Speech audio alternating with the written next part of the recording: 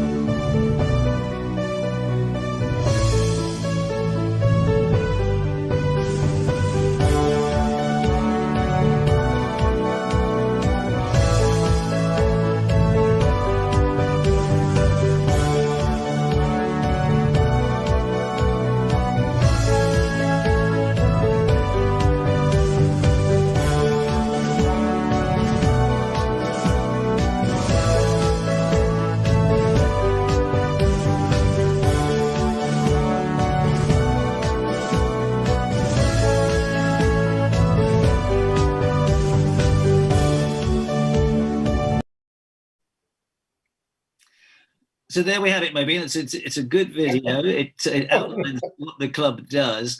But I need to ask you, I mean, some people might think the Commonwealth, an anachronism, perhaps not relevant to 21st century Africa. What do you say to that? I think it is more relevant now, especially after UK taking a stand on Brexit. So now we are back into Commonwealth.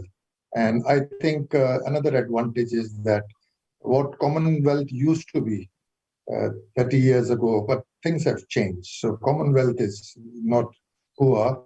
Commonwealth is rich, full of minerals, resources. So I think it's a huge population.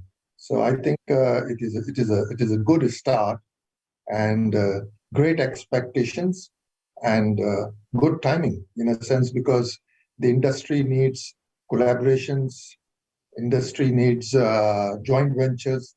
So I think I personally look at it, it's the right time. And especially after this COVID, it becomes more, because now we need to interact with each other.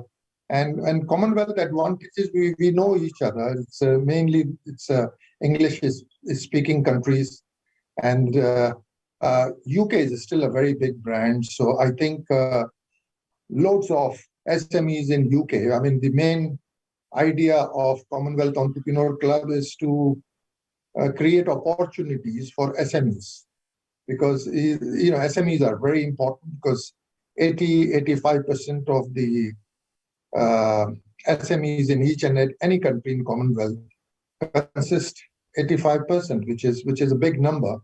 And that's where we thought.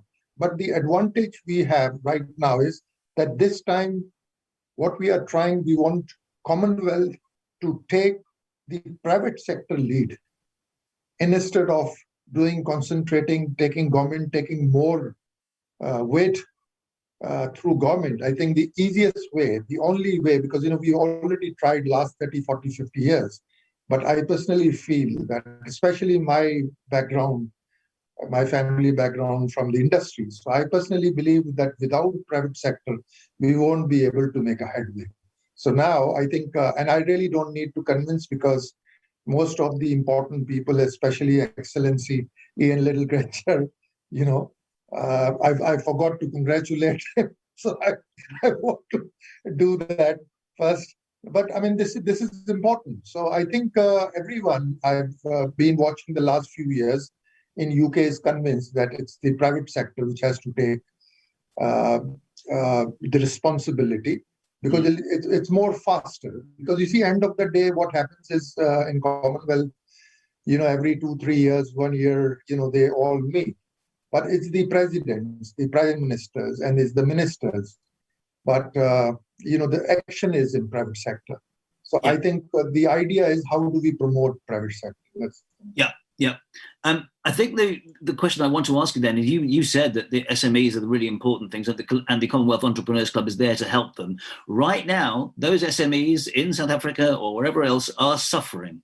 So what are you actually doing right now in order to help that?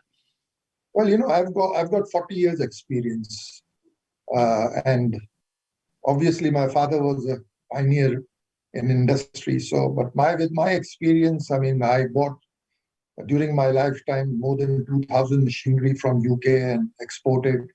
And I'm very passionate about MSME. I'm passionate about SMEs, and I've got several hundred chairmen, managing directors in different parts of the world running industry. So this is what we have the last 40 years, during my 72 countries visit. This is what I've always been talking about. To me, small is beautiful. To me, SME is beautiful.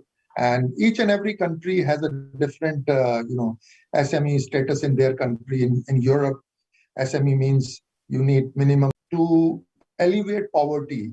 You need to create jobs.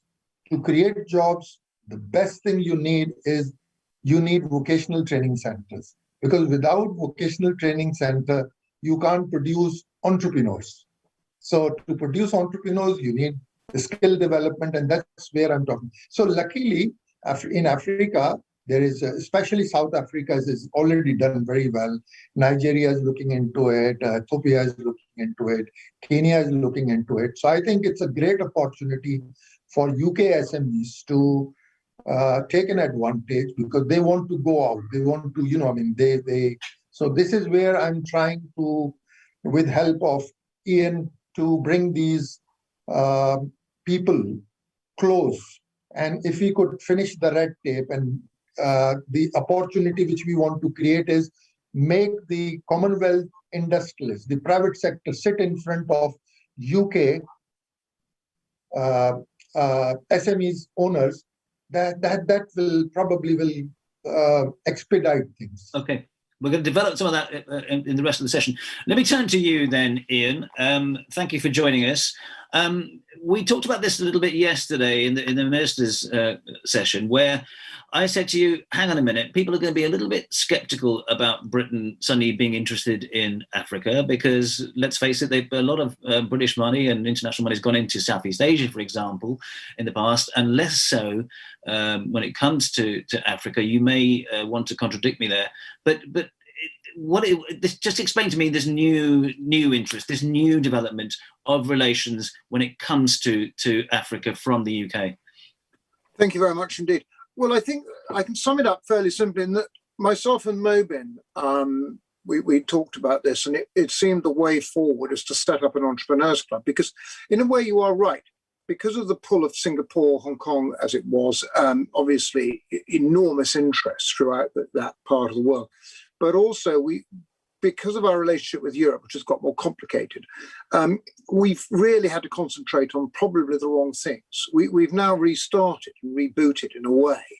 And listening to what we've been hearing from South Africa this morning, it shows that there is not only a market, but there is also an absolute need, because a weak Africa is a problem for all of us. And it doesn't matter which part of Africa it is. It can be South Africa, we've heard from Nigeria, but it can be North Africa, West and East.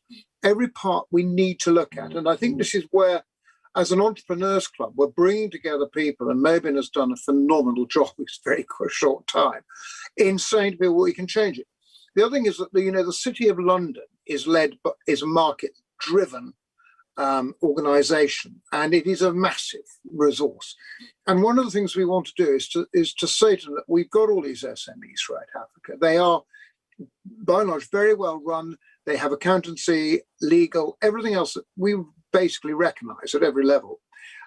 You're not within the auspices of governments most of the time, which is where people get a little bit nervous, especially with certain governments.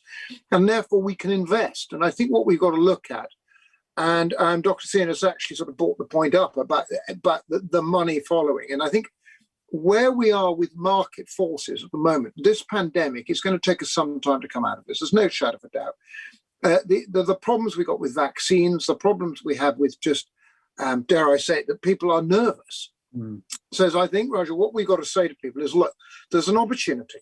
We need to build up our resources to say, you don't just have to look at the Americas or South America. There is this entire continent, which is open for business, always has been. And I think for whatever our history may be, Britain is very well placed to try and help in that. And I think we can help in that. So if we can, in Britain, in any small way, influence the City of London, and by doing that, you tend to influence the Americans as well, who can be very jaundiced about South Africa. They don't quite understand it. They remember it from the days of sort of, problems in Namibia and problems in Rhodesia, as it was now, Zimbabwe, obviously. And they tend to look at it through a prism. And if we can break that prism down so that they say, oh, yes, actually, yes, this is a good place to do business. We can do it via London or New York. Then I think we can do that. But SME is the lifeblood of any economy, Raj, as you know, no more so than Africa, where SMEs start from literally nothing. And they suddenly build up into these incredible conglomerates. And if we can help in that, then we should. So, it is a partnership. This is all partnership working. And I think what holds us together is this funny old history that we have, where there is a sort of family feeling that, yeah, why shouldn't we help? We can help. But that doesn't preclude parts of Africa that don't speak English, Chad, Niger, what I call that sort of Western part. And we can do that. I mean, our history with Morocco, which has never been part of any auspice with us, is 800 years old, trading. And we are very close. And again, that's just one example of what we're doing. So what you're saying is you're not precluding dealing with non-Anglophone, for example, non-Commonwealth countries in the future. I mean, because all the talk that I've heard as well has been all about much more of an African union. There's all sorts of economic initiatives going on, the continental free trade area. All that stuff is very much about Africa and being more self-sufficient, being more together and coordinated. Does a Commonwealth body get in the way of that anyway? How does that coordinate? Well, that's a very good point, actually. The answer is no, I don't think it does. What we try and do is we complement, because we've got the thing about the Commonwealth. We've always had the political side. That's always been there, and that's heads of government, speakers, parliamentarians from across the Commonwealth. What we want to do is to bring in the other still, which is basically the business side, and that's where Mobin comes in. And it's not part of the Commonwealth Parliamentary Association, nothing to do with it, but I personally think it's an important part of what we're trying to do. We have a very close affinity with the Francophonie countries, which is obviously the French old countries from within Paris, and we do work very well together, Rajan. But I think this has got to be much bigger than just isolated ideas. But if you've got one thing that you can carry forward, using that, we will do that. And I really think we can do something very, very special. And South Africa is such a sort of orbit that utilising the experiences of Cape Town and right across that region is incredibly important. And we have got an ongoing situation in Mozambique that has got to be resolved, because if you don't, you just know what's going to happen. We've seen it in our lifetime, all of us, before in Africa, and we don't want that happening again. because everybody wants to see prosperity, successful, vibrant countries which are being properly backed and properly funded. I mean, just to concord with what you're saying, I mean, there is the old adage that that Africa is got a young demography. It's it's labour rich, if you like, but capital poor. We're talking about the Western world, which is aging, capital rich, and in a sense labour poor, or in the future. And we need much more collaboration. So that's obviously going to be important. But in terms of how you see things at the moment, right now we have a kind of stasis where nothing is really going on. What can the Commonwealth do right now to encourage and boost investment?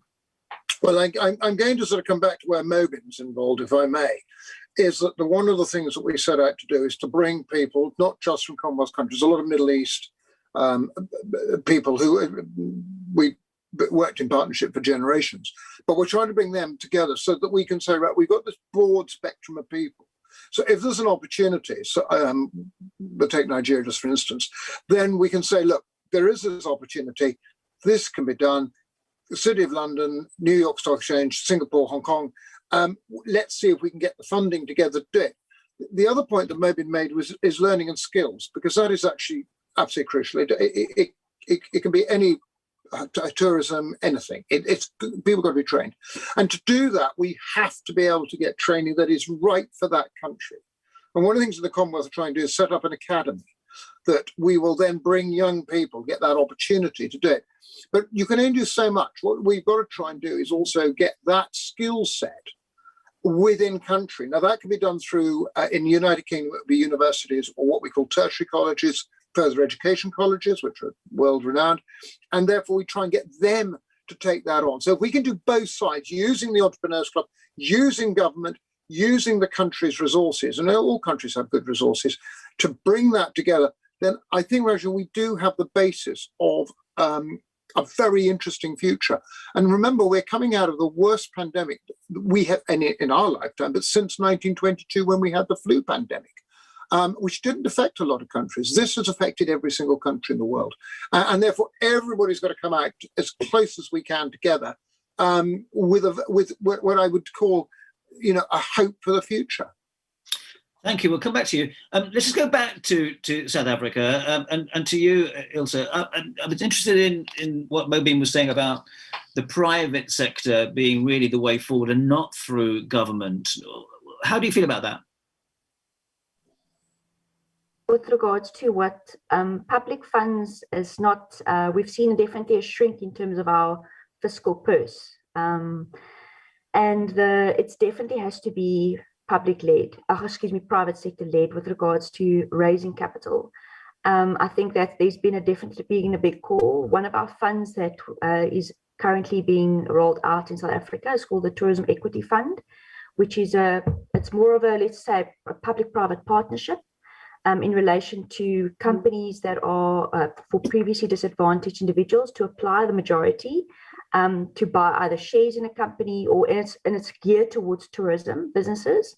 So it's to enable and kickstart that funding process with regards to either people that want to buy a share in a business or invest into a sustainable, profitable business idea. So I think there's room where government needs to enter the fray, but if we don't have more of these public-private partnerships with a private sector, we're not going to get the necessary impact that we need to just bring a bit of stability with regards to, specifically with regards to tourism. And Ian also mentioned something which is quite imperative, is if we look at Africa as a whole and the role of travel and trade, whether it's through the Continental Free Trade Agreement, whether it's through air connectivity, if we don't, because that's one of the big focus we've got from South Africa's side, is to increase the trading activities, which also has an impact on travel industries into Africa and into the regions. So there's definitely a symbiotic relationship that we have to pursue with regards to travel and trade, and investing into the right sort of catalysts like air connectivity, which we've seen in the past. We've done so heavily over the last 4 years just to get more international flights into Cape Town. and the Western Cape. And that's had a huge impact on our tourism industry, and of course then your business travel and your other industries. And now it's spinning off into cargo opportunities. So the tourism, and that's the one thing with regards to the tourism industry, it plays such a critical connected economy role. And I think the world is seeing that, and the lack of that travel that's happening. Yeah. If I can go to you, Dr. Vivian, in terms of the vocational training and skills that Mobin and Ian were both talking about there, how much is that needed right now in Cape Town? Or do you surely not have the facilities there, the education and the colleges there that can do that? We do have a very good network of universities and colleges in Cape Town. We pride ourselves on being a close proximity to 4 major universities in the city of Cape Town. And training is high on our agenda. But a word of caution, I see in many economies, the first reaction is to train more tourist guides. And there's an abundance of tourist guides that sit without work in many places all over the world due to the pandemic. So we need to be selective in what kind of training we want to do and for what are the future jobs that we foresee. But there's another aspect which I think we need to touch on, and that is the international law and legislation in and around risk mitigation. We came unstuck in South Africa and in Cape Town with the interpretation of force majeure, which was not acknowledged by insurance companies in the same manner as the shareholders of the companies. So I think in many cases we saw hopeful SMMEs who said, I have a policy, I've paid for many years, this is force majeure, I need to be paid out, and insurance companies had a different opinion. I think we need to address that throughout Africa, risk sharing, risk mitigation with tour operators, big tour operators. They all say, if I back the small guy, my risk goes through the roof. So I stick to the companies I know, and those are the old and the bigger companies. So we're trying to break that down. We've had many webinars in providing that information to the industry. And then I also think we need to be cognizant of the need for resilient cities. Investors make decisions based on stability and security. And if we as local government, regional, national governments, all work together to provide stability in terms of infrastructure, in terms of policies, sound policies, clean government, which Cape Town prides itself on, then we've got a great future together.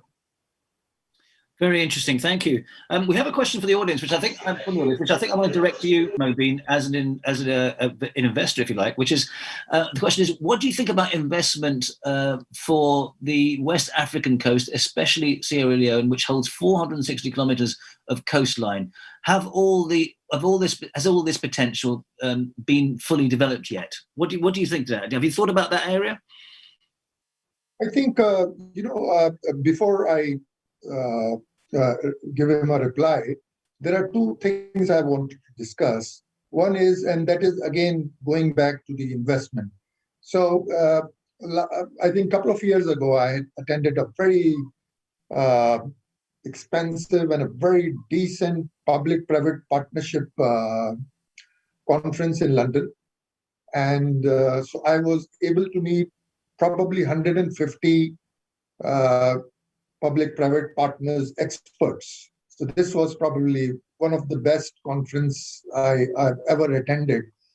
And you won't believe it. It was a 3 days conference. And my confusion was that what is the minimum cost? What is the minimum cost of a public-private partnership? Now, this was a confusion. I had asked this question from so many experts in UK. So in this conference, when it started, in the first question-answer session, instead of asking a question with the panel, I asked this question with the whole audience. And I said, guys, I hope you don't mind. Just let me know what is the minimum cost of a PPP. And you won't believe it. For 30, 40 seconds, it was quiet. And then all of a sudden, I heard somebody said $100 million. then somebody said 70, 30, 40, 50. And during the 3 days, I became a celebrity. Everybody approached me. They said, don't worry, we can even do it $20 million. So this is a confusion I'm showing when you talk about, I just wanted to explain this. When you talk about public-private partnership, people just think, oh, you talk. But in SMEs, we don't need hundreds of millions of dollars. We need $10 million, $20 million, or you can have 3 separate projects and we can, so in a sense, there's a great opportunity that it is misconstrued for people to understand what is PPP, because the moment you talk about PPP, they just say you're talking about $500 million, $300 million. So this is what. Now, going back to that look, second thing is that with Ian, what we have done, we discussed this topic. In Commonwealth Entrepreneur Club, biggest difference is that this time we are inviting the other countries outside Commonwealth that please do business with us. Now, as an entrepreneur, as an industrialist, as an technocrat and social entrepreneur, I read people's mind. I talk to them. In the last my 40 years, I've seen one thing that people wants to move forward, but the biggest problem is finding a good partner. Now, what we are doing in Commonwealth Entrepreneur Club is that we are trying to find good partners. For example, in India, Pakistan, Sri Lanka, people are desperately looking for African market. But the biggest problem is that when they go to Africa, they have a shock of their life because end of the day, they end up with the wrong partners. So they have not done their homework properly, you see. So this is where we are coming into the picture, where we are trying to create an awareness that, okay, I can get you a good partner. So I think this is a win-win situation that in a sense, from London, we are helping people to find good partners. And maybe we also can collaborate with them. So I think this is probably going to give an answer to the gentleman that we are there. We are there to help everyone. It's not that, we want to help the whole 54 countries, but on top of that, we want to help the global countries as well to come and work with us, and we'll find you good partners to collaborate with. Okay, so in answer to that question, yes, you would be looking at Sierra Leone, for example. You would be encouraging members of the club to look to there as well. Absolutely, absolutely. Okay, there's so much more we could talk about. I wanted to talk about female entrepreneurship. I wanted to talk about technology, fintech. There's so much more in this category. Again, I go back to this point. When we all meet in person, which could even be in September in Cape Town, I hope that we can all sit around a table and discuss these things in so much more detail. But gentlemen and Ilse, thank you very much indeed for joining us for this session. Please hang around. Now, coming up, we have a panel on resilience with a big friend of the ITIC, Edmund Bartlett, hosting. So stick around for that. See you soon.